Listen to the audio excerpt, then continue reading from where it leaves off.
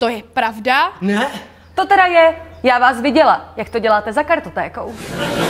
Promiň, ty jsi měl na scéně něco s 50letou bábou? Nevypadala na 50. Vypadala na 16. Ahoj, zdraví Zazi. Říká se, že zvuk je 60% filmu. Snažil jsem se najít autora tohoto citátu, ale bezvýsledně. Je to škoda, protože sami se můžete přesvědčit, jak pravdivé toto tvrzení je. Zkuste si vzpomenout, jak vám nekvalitní zvuk dokáže pokazit divácký zážitek. Je v tom také paradox, protože zvuk je vnímán podvědomně a málo koho napadne, jak náročná práce se za výsledkem skrývá. A přitom pohled na sedícího zvukaře se sluchátky na place nevyvolává dojem, že jde o nějakou náročnou práci. V úvodu tohoto videa jste viděli ukázku ze studentského cvičení, na kterém vám ukážu, jakými prostředky a postupy lze dosáhnout uspokojivého výsledku. Cílem tohoto videa není vás naučit, jak se co přesně dělá, ale ukázat celý proces tak, abyste si udělali o práci na zvukové postprodukci lepší představu. Jednotlivým úpravám se detailně věnuji v dalších videích, které jsou v playlistu, na který odkazuju v popisku videa. Zvuková postprodukce je název pro činnosti, kterými se upravuje zvuk od momentu, kdy máte hotový sestřih, tedy definitivně poskládanou časovou osu. Zahrnuje editace, mix a mastering. Protože se jedná o širokou paletu různých nástrojů, využívá se k tomu jiný software než ten k filmovému střihu. Já a mnoho světových studií využívám software Pro Tools od Avidu, do kterého jsem si přikoupil různé pluginy od dalších výrobců. Pokud byste si mnou nabízené postupy chtěli vyzkoušet, nemusíte se bát, protože veškerý zde prezentovaný software se dá zdarma a naplno vyzkoušet. Prvním krokem je tedy přenos časové osy a zvukových souborů do programu pro zvukovou postprodukci, tedy do takzvaného DAVčka. Zde si nejprve připravím stopy podle počtu kanálů a následně, pokud je to třeba, rozděluji stopy podle obsahu na dialogy, postsynchrony, ruchy, atmosféry a hudbu. Každý typ obsahu totiž vyžaduje jiný přístup a navíc v případě větších projektů lze pak práci delegovat.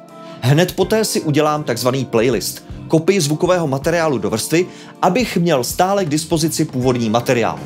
Následují editační práce. Jednou z nich je i odstraňování nechtěných ruchů a šumů z dialogových stop. V současné době vstupuje do tohoto segmentu strojové učení, které tuto práci zrychluje a usnadňuje.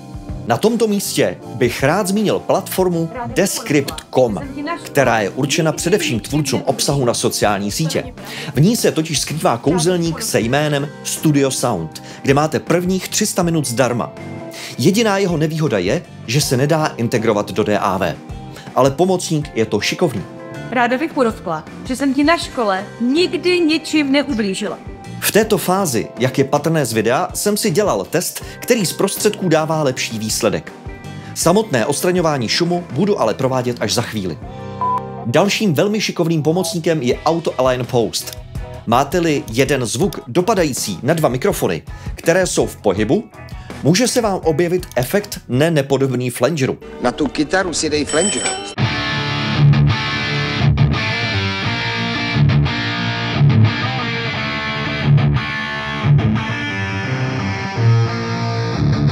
Právě algoritmus od Soundradix tento problém řeší jediným kliknutím. Tento proces byl prvním mým postprodukčním zásahem. Výchozím signálem byl zvuk tága a k němu jsem dorovnával fázi z mikroportu. Poté už se můžeš pustit do začišťování dialogových stop. Vzhledem k množství přeslechů a dalších jevů se tato práce stále dělá ručně. Na jejím konci se pak provede začištění přechodů mezi zvukem a tichem, takzvaným fadem. Pokud na to zapomeneš, riskuješ slyšitelné lupnutí mezi tichem a zvukem. Můžeš proto také provést dávkový neboli hromadný fade a to je otázka 2 vteřin práce. Než se přistoupí k samotnému mixu, provede se takzvaný gain staging. Tento proces se dá velmi lehce zautomatizovat prakticky na všech DAV platformách. Jeho cílem je, aby všechny dílčí zvukové klipy měly přibližně stejnou hlasitost a intenzitu vhodnou pro další zpracování pomocí efektů a signálových procesorů.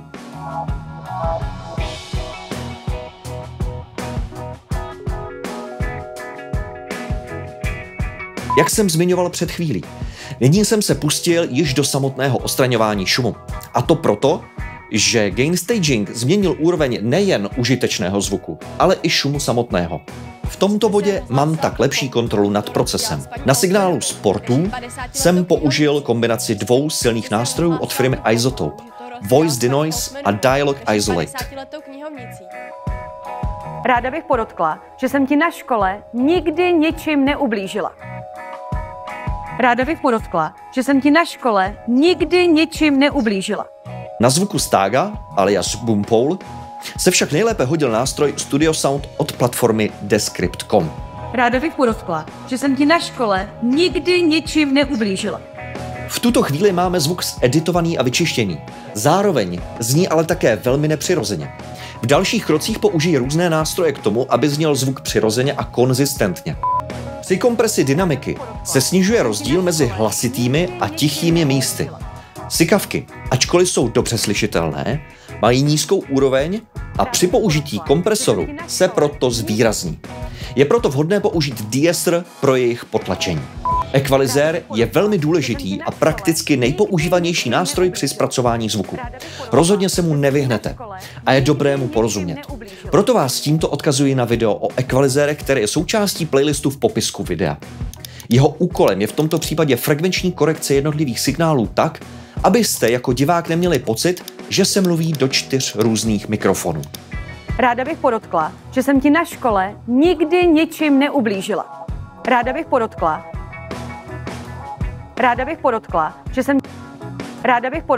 že jsem ti na škole nikdy ničím neublížila. Podobně jako ekvalizér je to i s kompresorem.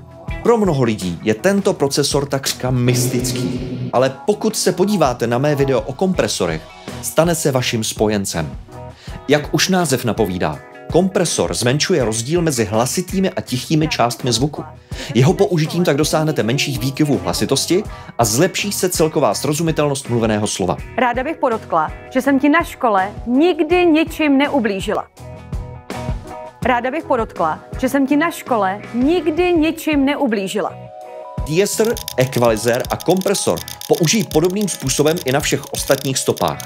Odstraním rezonance, změním tonalitu, potlačím sykavky a zkomprimuji hlasitost. Protože zaznamenaný zvuk obsahoval šum a parazitní zvuky, použil jsem na jeho vyčištění procesory, které odstranily i velkou část přirozeného dozvuku.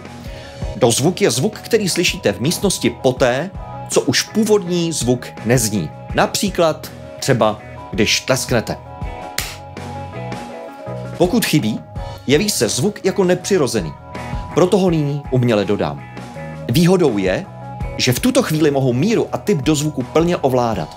Pokud by vás dozvuk zajímal blíže, už víte, že máte hledat v popisku videa. To je pravda? Ne? To teda je, já vás viděla, jak to děláte za kartotékou. Promiň, ty jsi měl na středí něco s 50letou bábou? Nevypadala na 50. Vypadala na 16. V ročence je její fotka. Ukáž. Podobně jako dozvuk, obsahuje záznam zvuku z placu i tzv. Stat, což je směs šumu a tichých zvuků, které dělají zvuk živým a uvěřitelným.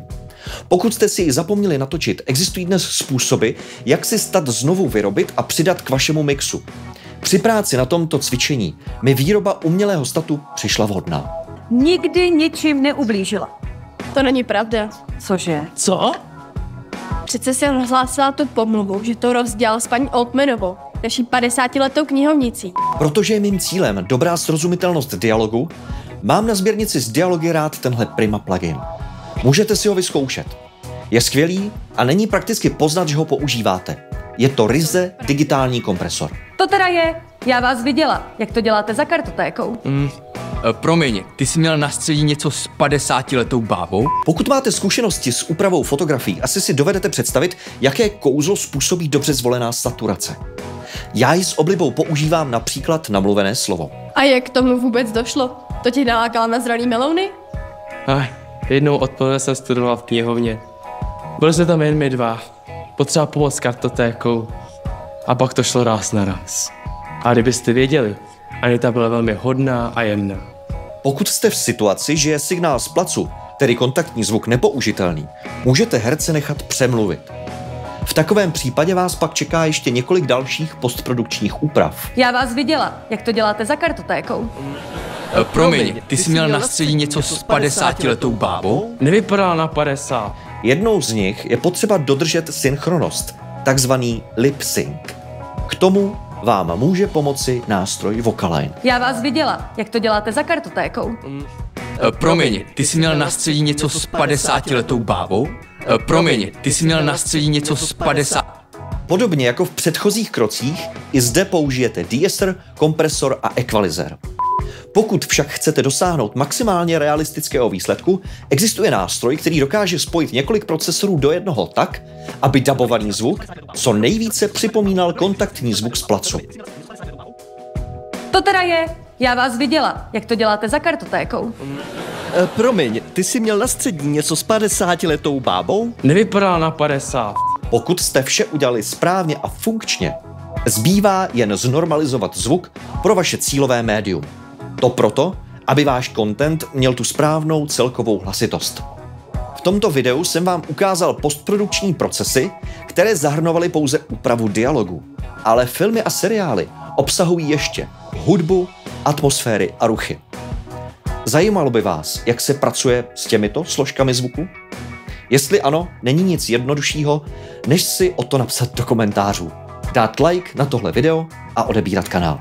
Na závěr vám ukážu stav před a po, abyste viděli, že po malých krocích můžete dosáhnout velkého výsledku.